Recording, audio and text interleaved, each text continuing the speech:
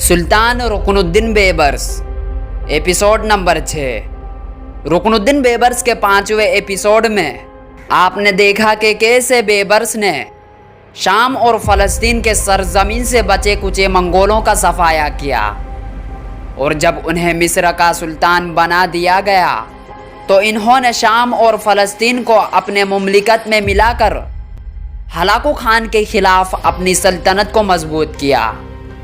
आज की इस वीडियो में आप देखेंगे कि हलाकू खान ने मिस्र सल्तनत को जड़ से उखाड़ने के लिए किन लोगों से गठजोड़ की। सुल्तान बेबर्स ने कैसे मंगोलों की एक अजीम शान सल्तनत को 2 हिस्सों में तकसीम कर दिया। बरकाई खान की तरफ से सुल्तान बेबर्स की तरफ रवाना हुए उस खत में क्या लिखा हुआ था। 70 सफ़हात पर मुश्तमिल खत जिसे सुल्तान ने बरकाई खान के लिए अपने हाथों से लिखा था, उसमें किन किन बातों का जिक्र किया गया। सुल्तान ने केसर रोम को क्या धमकी दी।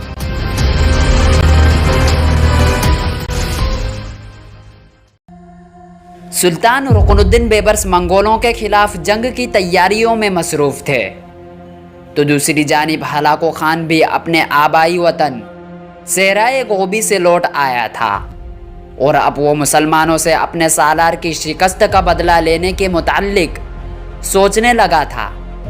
हलाकू खान को सुल्तान बेबर्स पर सख्त गुस्सा और गज़ब था, इसलिए कि सुल्तान बेबर्स ने तातारियों की हेबतनाक ताकत के सामने तलवारों का बंद बांध कर रख दिया था। अपनी जुर्रतमंदी, अपनी शुजाअत और अपनी ज़बरदस्त शख्सियत का लोहा उसने तमाम दुनिया में मनवा लिया था।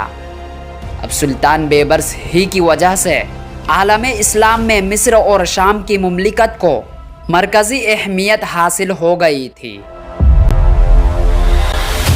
दूसरी तरफ हलाकू खान सुल्तान बेबर्स के सामने एक नई ताकत खड़ी करना चाहता था। सुल्तान बेबर्स का मुकाबला करने के लिए मंगोल और मशरिकी यूरोप के सलेबी आपस में इत्तेहाद करने लगे थे, और उन्होंने मिस्र और शाम की हुकूमत को जड़ से उखाड़ फेंकने के लिए गठजोड़ करना शुरू कर दिया था। सुल्तान बेबर्स ने देखा कि उन पर हमलावर होने के लिए मंगोल मशरिकी यूरोप के मुल्कों से इत्तेहाद कायम कर रहे हैं, तो वो भी बेकार नहीं बैठे। सुल्तान बेबर्स की खुशकिस्मती के उसने अपनी दानिशमंदी से खुद मंगोलों की ताकत और क़ुव्वत को 2 हिस्सों में तकसीम कर दिया। दरअसल चंगेज़ खान के 4 बेटे थे, जोची खान, चतगाई खान, ओगदाई खान और तूलाई खान। जोची खान उन इलाकों का हाकिम माना गया था जिसे आजकल वस्ते एशिया कहते हैं। जोची खान के 2 बेटे थे, बड़े का नाम बातू खान और उससे छोटे का नाम बरकाई खान। जोची के बाद उसका बेटा बातू खान उन इलाकों का हाकिम बना, और बातू के बाद उसका छोटा भाई बरकाई खान दरियाई वोल्गा के आसपास के इलाकों का हाकिम बन गया था। मुसलमानों और सुल्तान बेबर्स की खुशकिस्मती के चंगेज़ खान के पोते बरकाई खान ने इस्लाम कबूल कर लिया। इसकी वजह से बहुत से मंगोल हल्काए बगोश इस्लाम होने लगे। अब चंगेज़ खान के 2 पोते हरकत में थे, एक हलाकू खान जो मुसलमानों के खिलाफ बरसरे पेकार था, और दूसरा बरकाई खान जो वसी सल्तनत का हुक्मरान था। उन हालात में सुल्तान बेबर्स ने हलाकू खान का मुकाबला करने के लिए चंगेज़ खान के 9 मुस्लिम पोते बरकाई खान से दोस्ताना और बिरादराने ताल्लुकात कायम करने का अज़म कर लिया। मंगोलों के खाने आज़म मंगू खान के ज़माने में जो हलाकू खान का बड़ा भाई था, बरकाई खान और हलाकू खान में बज़ाहिर इत्तेहाद रहा, लेकिन दरपर्दा उनके दरमियान शदीद इख्तलाफात पैदा हो चुके थे। बरकाई खान मुशर्रफ इस्लाम हो चुका था और कुदरती तौर पर उसे मुसलमानों से हमदर्दी थी। दूसरी तरफ हलाकू खान अपने आबाई मजहब पर कायम था, जबकि उसकी ईसाई बीवी दोकूज़ की वजह से यूरोप के ईसाई ममालिक भी उसके तरफदार हो गए थे। उसकी ईसाई बीवी तुर्कों के कबीले कुरियत के खाकान की बेटी थी, جو نستوری عیسائی تھا۔ برقائی خان کیونکہ مسلمان ہو چکا تھا لہٰذا اسے مسلمانوں سے ہمدردی تھی۔ اس نے اپنی ہمدردی کا اظہار پہلی بار اس وقت کیا جب ہلاکو خان نے بغداد پر حملہ ور ہو کر شہر کو برباد کر دیا۔ تو ہلاکو خان کے نام برقائی خان نے ایک خط لکھا۔ اس خط میں سخت لہجہ استعمال کرتے ہوئے برقائی خان نے اپنے چچا زاد بھائی ہلاکو خان کو کہا تھا، تم نے ایک مقدس مقام کی بے حرمتی کی ہے اور اس معاملے میں اپنے خاندان کے دوسرے افراد سے مشورہ نہیں لیا۔ برقائی خان کے ان الفاظ کے جواب میں ہلاکو خان اور زیادہ وحشت پر اتر آیا۔ اس نے برقائی خان کی تنبیہ کا کوئی اثر نہ لیا اور طنزیہ انداز میں اسے ٹھکرا دیا۔ وہ اپنی مسلم کشی کی روش پر قائم رہا۔ جن علاقوں کو فتح کرتا وہاں کے مسلمانوں پر بڑی سختیاں کرتا اور عیسائیوں پر مہربانیاں اور الطاف اکرام کی بارش کرتا۔ چنانچہ عیسائی ہلاکو خان کو اپنا مربی اور سرپرست سمجھنے لگے تھے۔ اس بنا پر ان گنت عیسائی ہلاکو خان کے لشکر میں شامل ہونا شروع ہو گئے تھے۔ اس طرح دن بدن ہلاکو خان کی طاقت اور قوت میں اضافہ ہو رہا تھا۔ اس موقع پر مشہور مورخین ہیرل لیم لکھتا ہے، جدھر جدھر سے ہلاکو خان کے دستے گزرتے تھے مسجدوں کو آگ لگا دی جاتی لیکن کلیساؤں کو کوئی ہاتھ نہ لگاتا تھا۔ مسلمانوں پر ہلاکو کے مظالم کی یہ خبریں دریائے وولگا کے کنارے مسلمان منگول حکمران برقائی خان کو بھی پہنچ رہی تھی۔ وہ ہلاکو خان کی مسلم دشمنی اور صلیب نوازی پر سخت پیچ و تاب کھاتا تھا۔ جب ہلاکو خان کا بھائی اور منگولوں کا خاقان منگو خان مر گیا تو برقائی خان اور ہلاکو خان کھل کر ایک دوسرے کے سامنے آ گئے۔ چنگیز خان کی اولاد میں سے منگولوں کے لیے خاقان اعظم چننے کے لیے جھگڑے رونما ہو گئے۔ ان میں برقائی خان نے ایک فریق کا ساتھ دیا اور ہلاکو نے دوسرے کا۔ اس طرح ان کے درمیان جو پہلے سے اندر ہی اندر سرد جنگ چل رہی تھی وہ اب گرم جنگ میں تبدیل ہونی شروع ہو گئی۔ جب ہلاکو خان اور برقائی خان کھل کر ایک دوسرے کے سامنے آ گئے تو ہلاکو خان کے لشکر میں وہ منگول جو برقائی خان کے حامی تھے ان میں سے کچھ تو ہلاکو خان کے لشکر سے نکل کر برقائی خان کا رخ کرنے لگے اور کچھ دستے مصر کا رخ کرنے لگے۔ مصر میں آ کر انہوں نے برقائی خان کی طرح اسلام قبول کر لیا۔ انہوں نے سلطان بیبرس کے ہاں پناہ لی۔ سلطان کو انہی پناہ لینے والے منگولوں سے برقائی خان اور اس کی عظیم سلطنت سے متعلق تفصیل معلوم ہوئی۔ یہ تفصیل جاننے کے بعد سلطان بیبرس کی دوربین نگاہوں نے فوراً بھانپ لیا کہ برقائی خان سے دوستانہ مراسم قائم کرنے میں مسلمانوں کے لیے فوائد ہی فوائد نکل سکتے ہیں۔ چنانچہ سلطان بیبرس نے ایک سفارت مرتب کی اور اس کو قسطنطنیہ کے راستے برقائی خان کے دارالحکومت سرائے شہر کی جانب روانہ کیا۔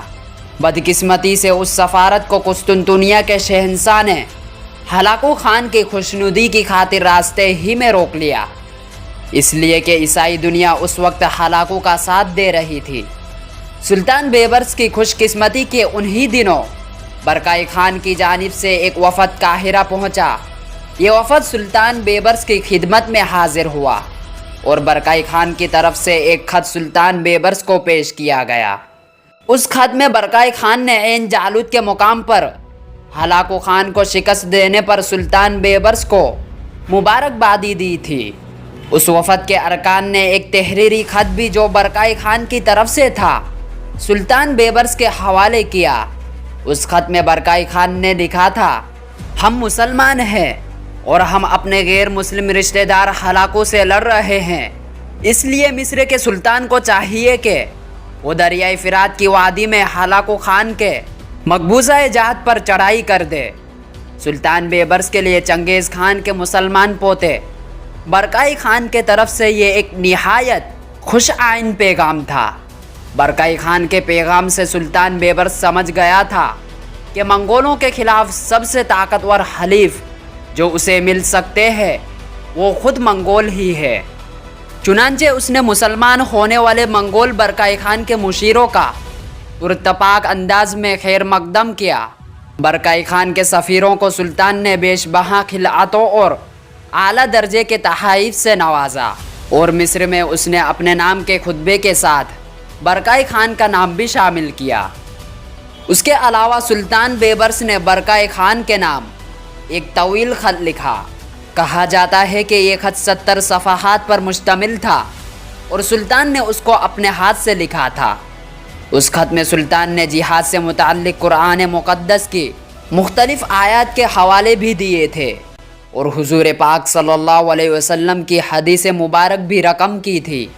उसके अलावा सुल्तान बेबर्स ने बरकाई खान को ये भी लिखा कि सुल्तान ख़ुद भी दश्ते कुपचाकी का रहने वाले हैं और एक आजिज़ मुसलमान की हैसियत से अपने अजीम नौ मुस्लिम भाई को सलाम भेजता है।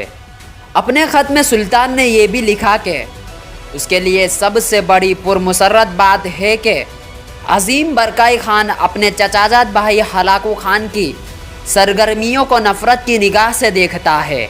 हलाकू इस्लाम को नेस्तो नाबूद करने पर तुला हुआ है और ये आजिज़ बेबर्स इस्लाम को बचाने की जद्दोजहद कर रहा है।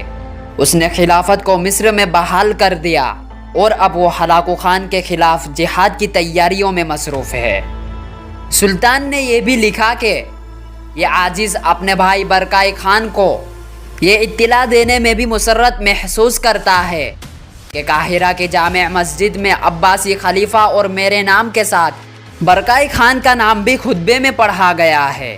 सुल्तान ने लिखा कि मैं और सारे मुसलमान आपके शुक्रगुजार होंगे अगर हलाकू खान हम पर हमलावर होने के लिए पेशकदमी करे तो आप उसकी पुष्ट की तरफ से हमलावर हो जाए। ये ख़त देकर सुल्तान ने बरकाई खान के सफ़ीरों को निहायत एहतराम के साथ रुखसत किया। उसके अलावा अपने कुछ सफ़ीर भी बहुत से कीमती तहाइफ देकर बरकाई खान की तरफ रवाना किए। कैसर रोम ने मिस्र की पहली सफ़ारत को कुस्तुनतुनिया में रोक रखा था, इसलिए खदशा था कि वो इस सफ़ारत को भी रोक लेगा। सुल्तान ने इस खतरे का सद्भाव करने के लिए कैसर रोम को धमकी दी कि अगर उसने मिस्र के सफ़ीरों को रोका तो वो अपनी मुमलिकत में तमाम नसरानी ताजिरों को गिरफ्तार कर लेगा और कुस्तुनतुनिया से अपने तिजारती ताल्लुकात ख़त्म कर देगा। इसके साथ ही इन्होंने अपनी मुमलिकत के ईसाई पादरियों से कैसर रोम को धमकी दिलवाई कि वो उसको कलीसा का अस्कफ़े आज़म तस्लीम करने से इनकार कर देंगे। सुल्तान की इस कार्रवाई से कैसर रोम के होश ठिकाने आ गए और उसने जिन सफारतकारों को पहले रोका हुआ था उन्हें भी रिहा कर दिया और बाद में जाने वाले सफ़ीरों को भी अपनी मंजिल की तरफ जाने दिया।